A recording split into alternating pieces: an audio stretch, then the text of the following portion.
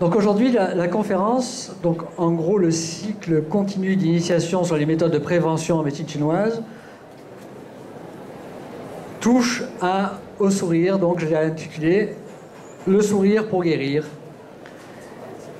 Ceux qui ne me connaissent pas, je me présente, je m'appelle Jean Pélissier, ça fait donc plus de 35 ans que je fais du cabinet en médecine chinoise traditionnelle. J'ai eu la chance d'être formé par un des plus grands maîtres en médecine chinoise qui enseignait aux Occidentaux, le professeur Léon Coquen. Et nous avions donc fait 11 années d'études avec lui. Et dans ces études, il insistait évidemment sur toutes les thérapies que l'on pouvait mettre en œuvre au travers de la médecine chinoise, mais surtout sur les méthodes Yangsheng ou les méthodes de prévention, de préservation de la vie, partant du principe que le corps n'a pas été construit pour tomber malade, mais pour s'auto-guérir en permanence. Encore faut-il lui redonner ses capacités. Et donc j'ai déjà abordé avec vous beaucoup de thèmes que sont la diététique, la gestion du stress, des émotions, etc. Et peut-être que cette conférence sur le sourire c'est pas du tout l'aboutissement, parce qu'il y aura bien d'autres enseignements ensuite, mais va tenir une place un peu centrale dans ces méthodes Yangsheng. D'abord, si on avait à mettre un seul point de différence entre la médecine allopathique et la médecine occidentale et la médecine chinoise, ça serait de dire que la médecine chinoise a montré avec les termes les plus simples possibles l'interaction qu'il y a entre les émotions et le fonctionnement de chaque organe. Il faut savoir qu'on a comme cela 5 familles d'organes dans notre organisme que j'ai appelé logiciels organes dans mes livres. Et chacun de ces logiciels organes a sous sa dépendance une famille d'émotions bien spécifiques. Alors vous avez appris que la peur, le stress, l'angoisse étaient à mettre en relation avec l'énergie des reins. Vous avez appris que la colère, la tension nerveuse étaient à mettre en relation avec le foie, que la tristesse était à mettre en relation avec les poumons, que la réminiscence, ressasser le passé, était à mettre en relation avec la rate, et que la joie était à mettre en relation avec le cœur. Et parmi ces 5 logiciels organes, il y en a un qui est fondamental, qui est prépondérant, c'est le cœur. Et d'ailleurs, en médecine chinoise, on appelle cela le cœur empereur. Pourquoi? Parce que le cœur gouverne effectivement la joie au niveau des émotions, mais il gouverne aussi, on dit qu'en lui, alors n'imaginez pas le cœur en tant qu'organe, mais l'énergie du cœur gouverne ce que l'on appelle l'esprit, le mental, le Shen, S-H-E-N, en chinois. C'est très important cela, et quand je ferai une conclusion tout à l'heure, je vous donnerai la différence entre le cerveau, qui n'est qu'un ensemble physique de conditions neuronales, et le cœur qui gouverne l'esprit, le mental. Donc on considère que le cœur est le maître des émotions. Et vous savez aussi, pour aller un tout petit peu plus loin, que en réalité, ces différents organes internes sont mis en relation avec la surface du corps, avec les fameux méridiens énergétiques. Et il se trouve que le visage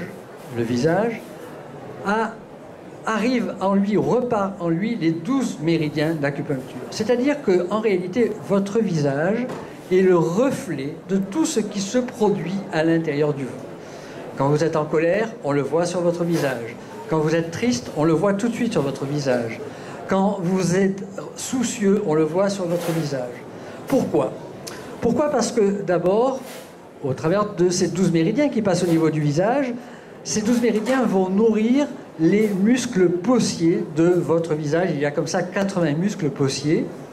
Et c'est la tension de ces muscles paussiers qui vont vous donner votre profil émotionnel du moment. Première chose. Mais il se trouve aussi que votre visage va avoir certaines couleurs.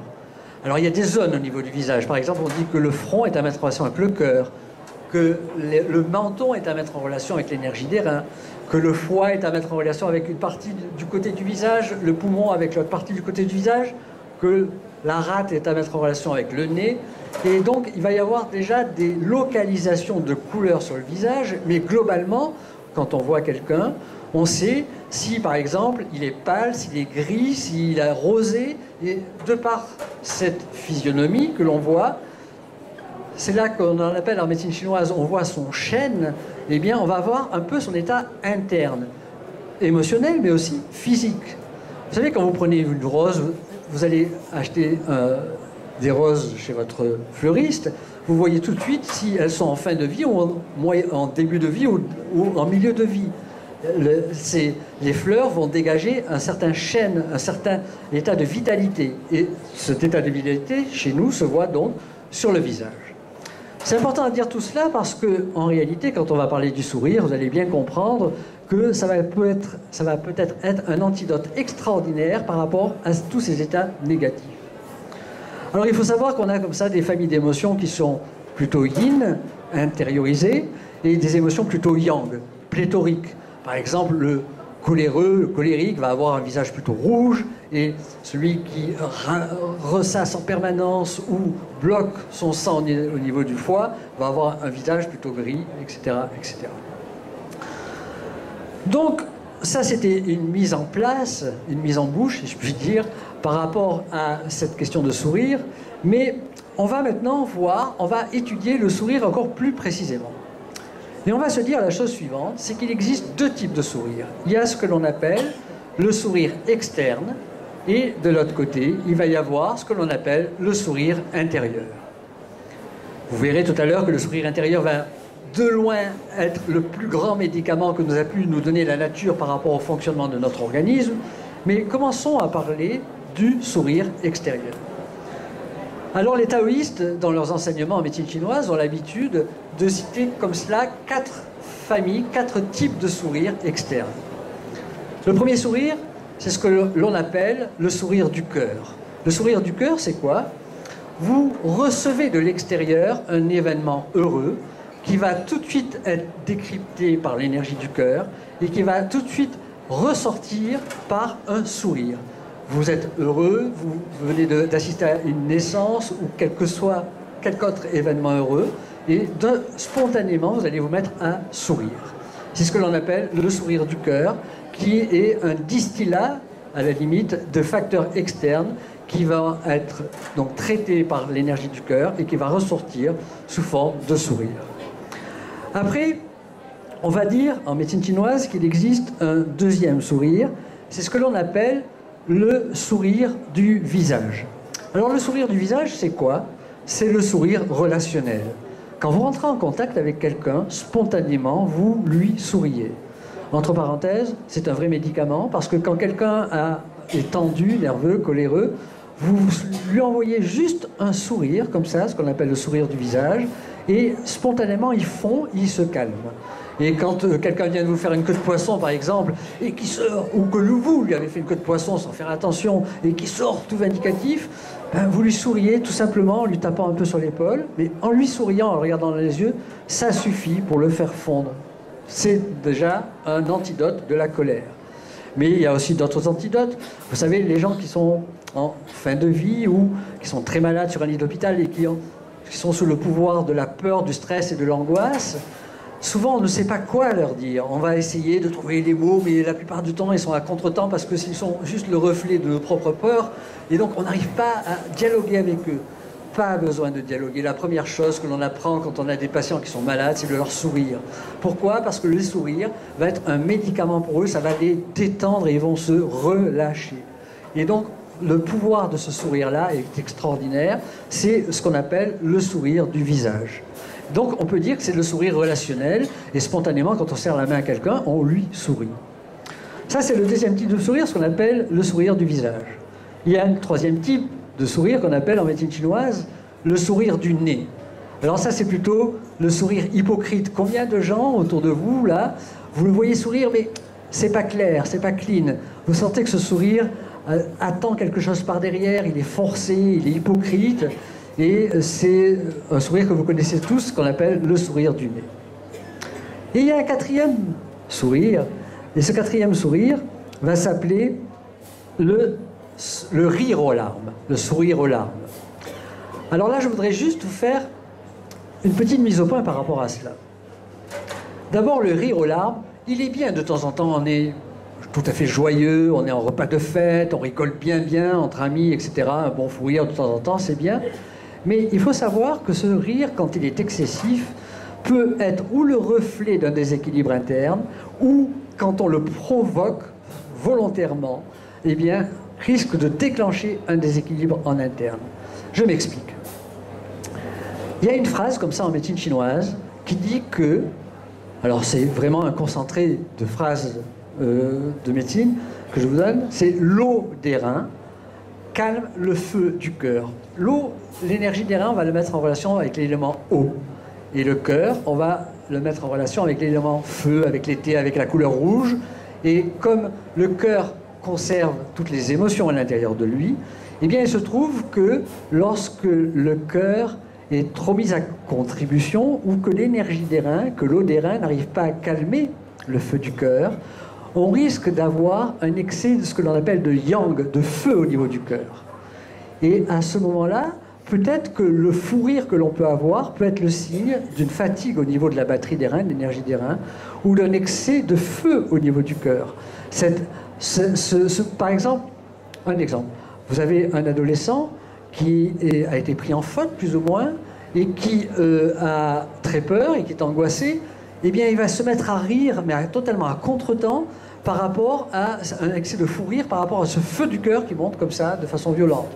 Vous êtes confronté à la mort, vous êtes à un enterrement, eh bien, vous avez vu que quand il y a une pesanteur qui se fait, le moindre truc fait éclater de rire les personnes, les gens. En réalité, ce n'est pas un sourire de bonheur ou un rire de bonheur, c'est un symptôme de feu du cœur qui s'échappe du corps par cet épuisement de l'énergie des reins, du yin des reins. Vous savez, cet axe au niveau de l'énergie des reins et du cœur est un axe fondamental. J'ai insisté dans plusieurs de mes conférences, et je peux vous le rappeler ici.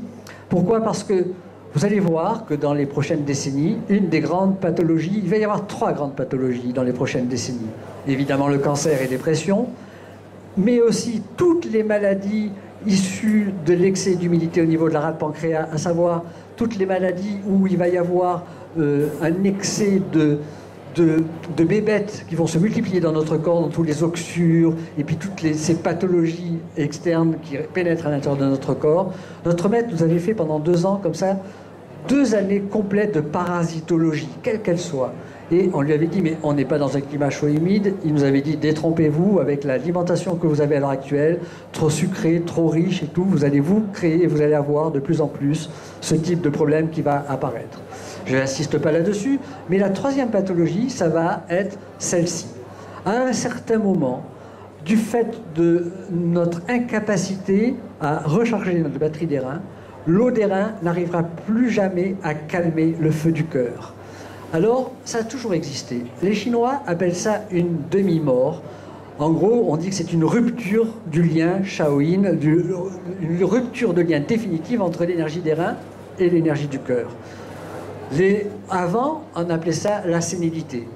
Après, il y a quelqu'un qui a eu le bras long et qui a appelé ça donc la maladie d'Alzheimer, mais c'est tout la même chose.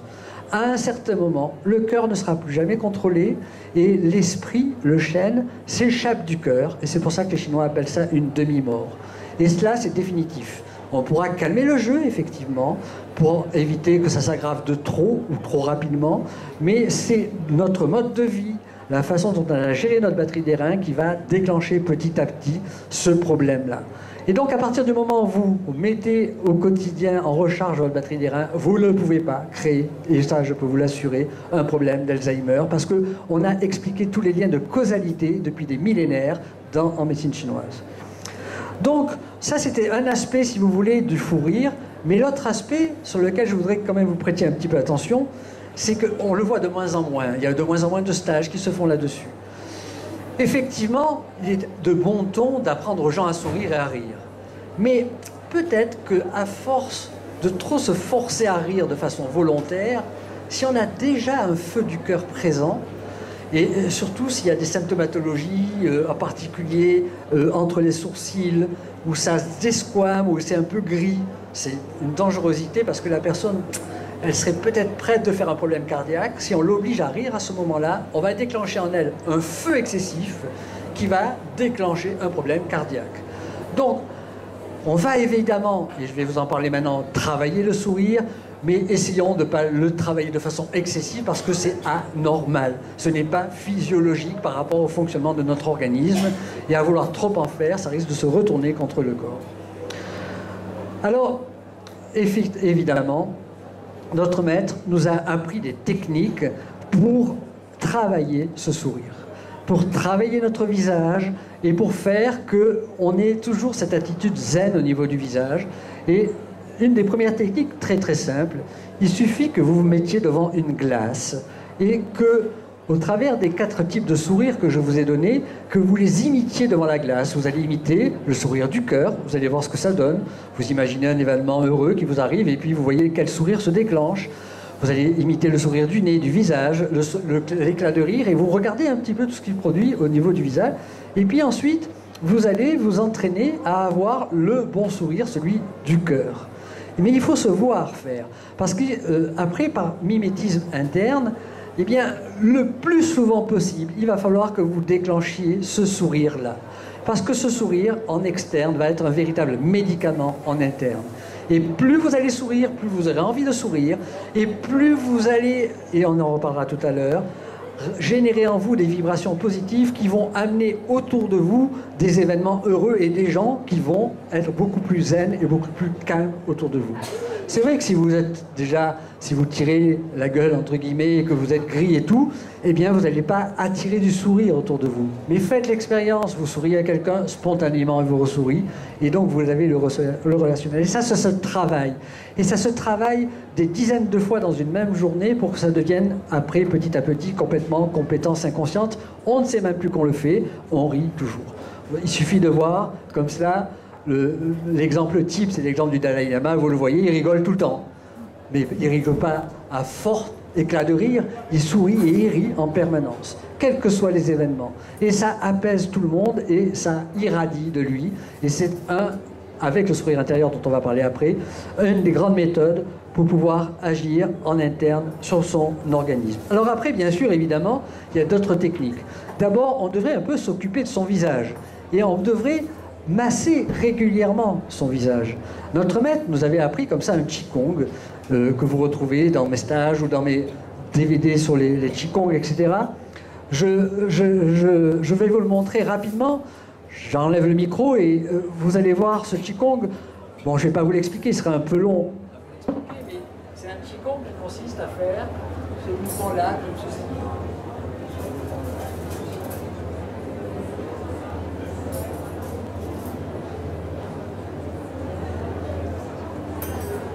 Et il se trouve que quand vous analysez après, petit à petit, quand on vous apprend ce Qigong, eh bien, c'est un Qigong qui va libérer complètement le méridien de la vésicule biliaire. C'est une des premières causes de tension au niveau du visage et qui va faire que si vous le pratiquez comme ça, tous les jours, 9 fois, ça demande 2 minutes à 3 minutes, les gens vont vous dire « mais tu as rajeuni de je ne sais pas combien d'années ». Pourquoi ? Parce qu'une fois de plus, le visage est le reflet de votre interne. Et donc, si vous arrivez effectivement en externe à travailler sur les muscles de votre visage, eh bien, vous allez pouvoir avoir une répercussion directe en interne et vice-versa. Troisième technique, alors là, ça m'embête un peu de vous en parler parce que, en réalité, vous savez, on est dans une époque un peu commerciale où on essaye d'appâter les gens avec des copyrights sur des méthodes qu'on a inventées, réinventées, réinventées.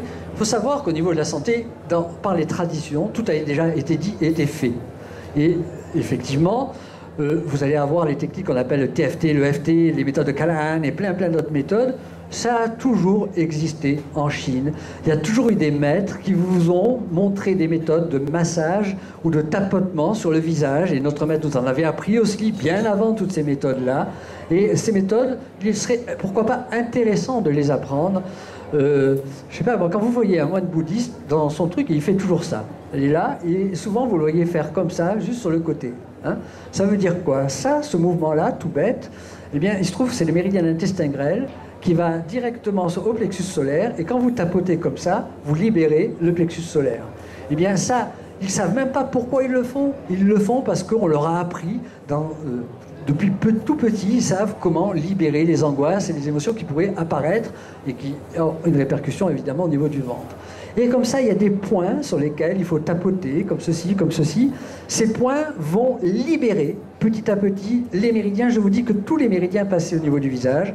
Et en faisant ces secousses au niveau des points, vous faites circuler le sang et l'énergie. En faisant circuler en externe, vous le refaites circuler en interne. Je vous en reparlerai après. Donc, vous voyez qu'il faut, première partie de cette conférence, apprendre à travailler son sourire extérieur, parce que c'est le sourire relationnel qui va véritablement agir en direct sur tous nos organes internes. Deuxième sourire, c'est le sourire intérieur. C'est le plus important, et évidemment. Alors, comment on pourrait le concrétiser physiquement, ce sourire intérieur? Il se reflète effectivement en externe, mais avec... C'est une telle petite expression, mais cette expression, elle veut tout dire. Quand vous voyez l'image d'un Bouddha, quand vous voyez une représentation de Jésus, par exemple, et quand vous voyez tout un tas de représentations de maîtres et de sages, vous les voyez toujours rire d'une façon imperceptible. Pas énigmatique, comme la Joconde, mais imperceptible. Et ce sourire, c'est ce que l'on appelle le sourire intérieur. Sourire intérieur, pourquoi? Parce qu'en réalité, c'est un sourire qui appartient complètement au cœur.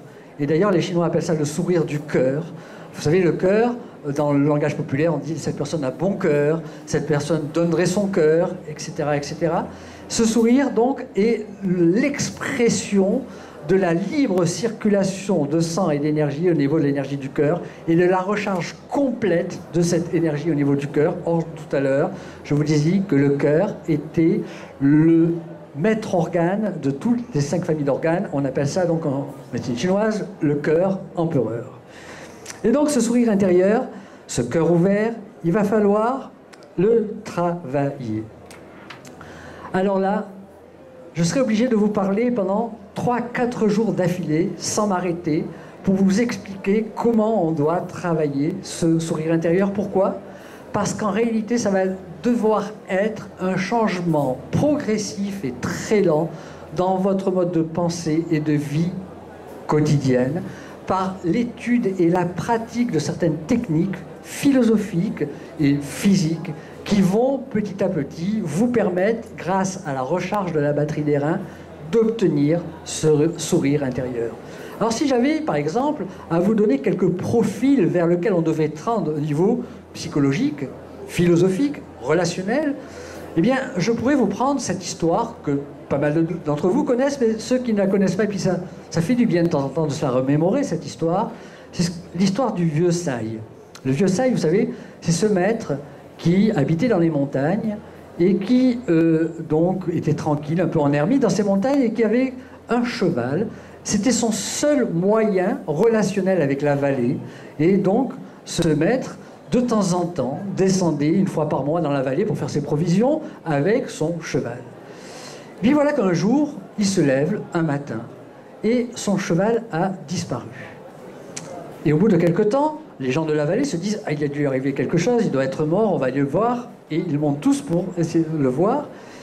Et le maître leur dit « Ben voilà, écoutez, voilà, j'ai pas pu redescendre parce que j'ai pas de cheval. Le cheval est parti. » Alors, bien sûr, tout le monde, et ça, c'est très important ce que je vais vous dire, parce que c'est souvent les gens autour de vous qui vont vous s'apitoyer par rapport à vous, qui, vous, n'êtes plus un effet, mais qui n'êtes plus une cause, mais un effet par rapport aux autres. Les gens vont commencer à lui dire « Tu dois être triste, ça doit être terrible pour toi ce qui t'est arrivé, tu as perdu ton cheval, tu ne vas plus pouvoir redescendre. » Et le maître, qu'est-ce qu'il répond? Il dit « Je ne sais pas, ça m'est arrivé comme cela, le ciel peut-être en a décidé comme ça, c'est peut-être un bien, c'est peut-être un mal, je le saurai plus tard. Bon, pour le moment, j'ai plus de cheval, et ben, je m'adapte et je n'ai plus ce cheval. » Effectivement, passe un certain temps, et voilà que notre cheval revient avec tout un troupeau de chevaux.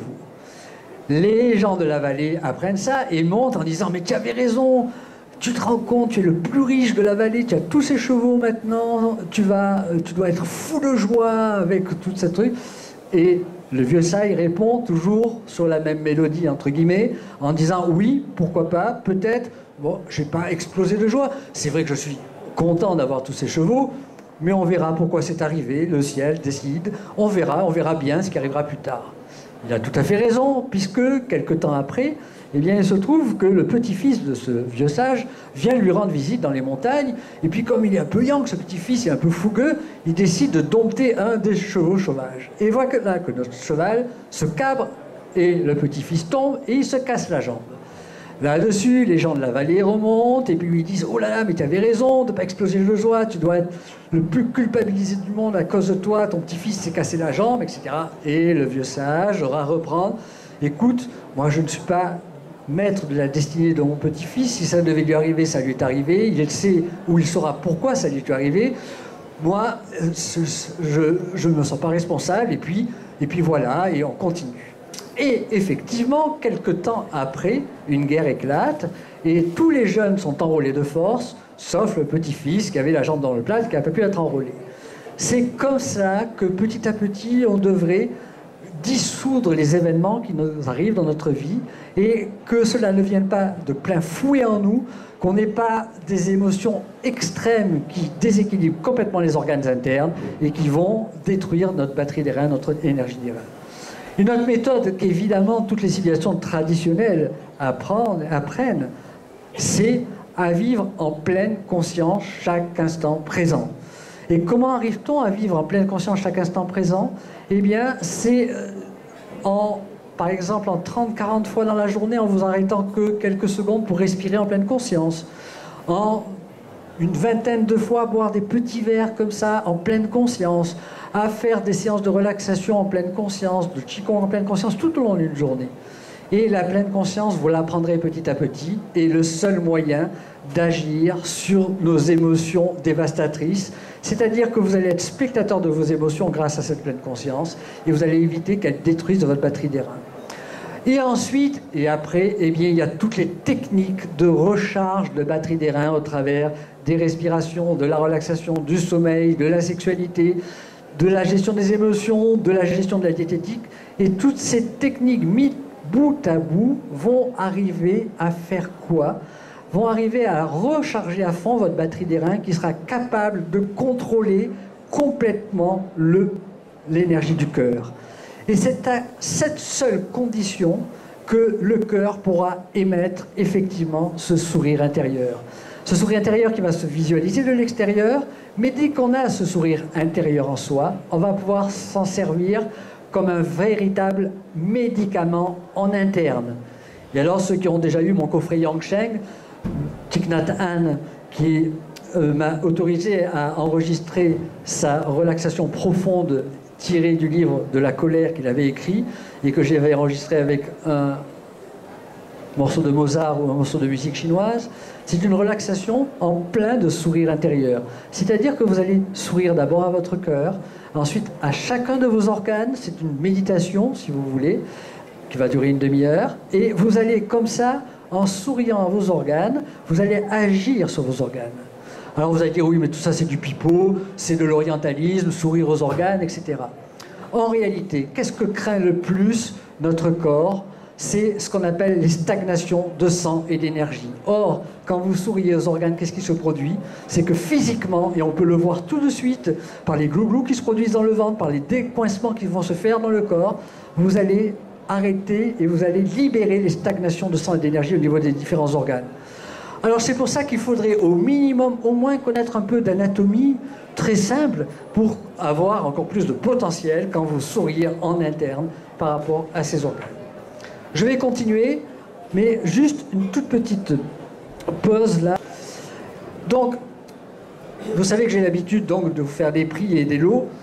Le coffret Yang Sheng, avec les 2 bouquins qui sont déjà à 27 et 27, et les 3 DVD que vous pouvez retrouver sur YouTube, ces 3 conférences complètes que j'avais mises sur YouTube. D'ailleurs, entre parenthèses, cette conférence est enregistrée et elle va être travaillée un petit peu et elle va être gratuitement évidemment, mis sur YouTube complètement dans à peu près 15 jours, 3 semaines, 1 mois. Les gens sont étonnés. Ils sont étonnés de ce monde qu'on puisse offrir des choses gratuitement. Alors je vous donne le grand secret. Notre maître nous donnait ce secret-là.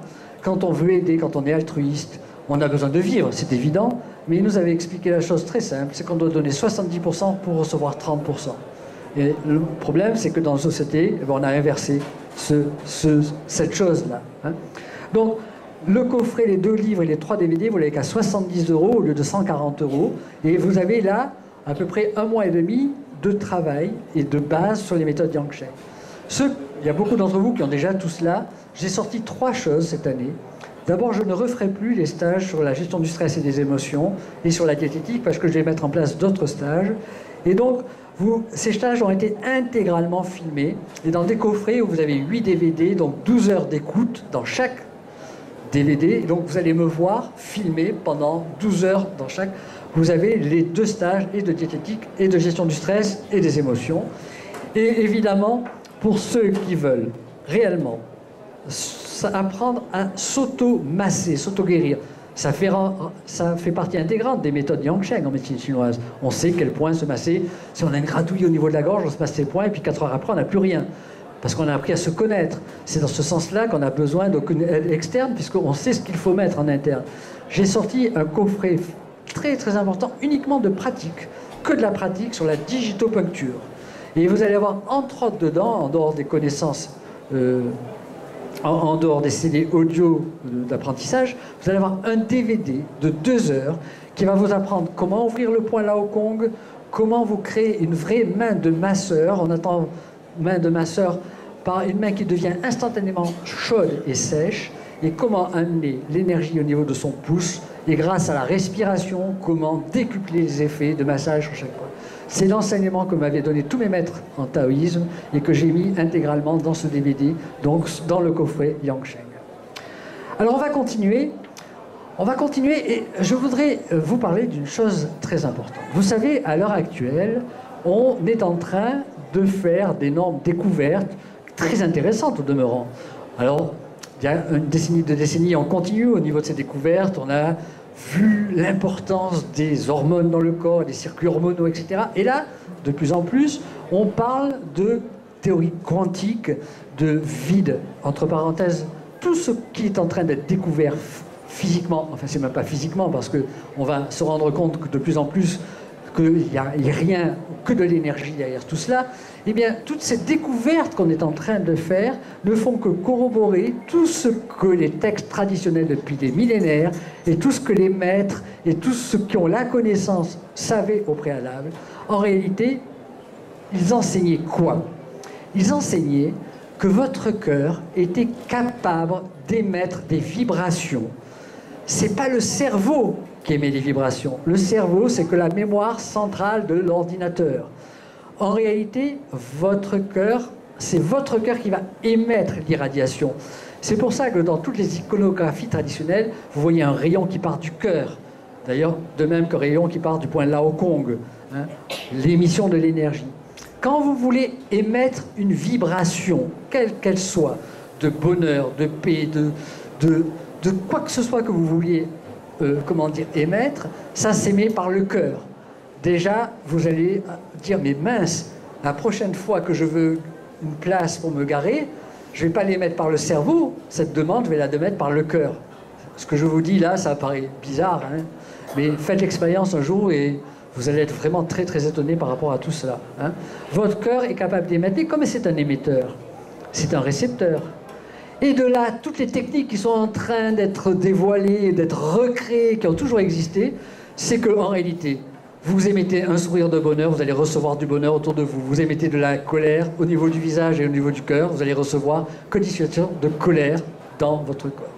Mais si vous voulez vous servir de cela, eh bien, ce qu'on occulte totalement dans toutes ces méthodes à l'heure actuelle, c'est qu'en réalité, votre cœur peut devenir émetteur-récepteur que si, à côté de ça, votre énergie des reins est rechargée à bloc. Ou sinon, votre cœur est incapable de faire ce rôle d'émetteur-récepteur. Et on en revient toujours au même. Si vous voulez réellement changer des choses et que votre cœur devienne un émetteur, il va falloir réellement mettre en place toutes ces méthodes de recharge permanente au quotidien de la batterie des reins. Et puis, il ne faut pas les remettre au lendemain, cela, il faut le faire tout de suite. Notre maître, vous le savez, cela, je vais pas, c'est une redite, c'est les taoïstes ou les bouddhistes, quand ils s'endorment le soir, ils prennent leur bol et ils le retournent. Vous savez pourquoi ils font ça? Parce que s'ils meurent dans la nuit, eh bien, le successeur qui va hériter du bol devrait avoir un bol où il n'y a pas de poussière dedans. Hein. Pour eux, une vie, c'est le matin, je me réveille, je nais, le soir, je meurs, je vais mourir. Entre parenthèses, les Chinois appellent ça une petite mort. Une petite mort, ça veut bien dire ce que ça veut dire, c'est-à-dire que vous devriez considérer qu'une journée entière est une vie à part entière. C'est bien parce qu'au moins vous aurez une réincarnation physique quotidienne en prenant de ce principe-là. Et donc vous allez savoir que du matin au soir, vous avez des tonnes d'expériences, des tonnes d'épreuves émotionnelles, bonnes ou mauvaises, et que vous allez apprendre à gérer dans une même journée. Mais dans une même journée, vous allez devoir apprendre à recharger votre batterie des reins. Et c'est fondamental. Avant de venir ici, je suis allé au chiottes, excusez-moi du terme, et j'ai fait 2 minutes de secousse verticale, parce que j'avais beaucoup parlé avant, et pour que ça circule, et pour que ça ne stagne pas, eh bien on met ça en œuvre. Et puis on sait comment gérer notre respiration, comment parler pour ne pas se fatiguer.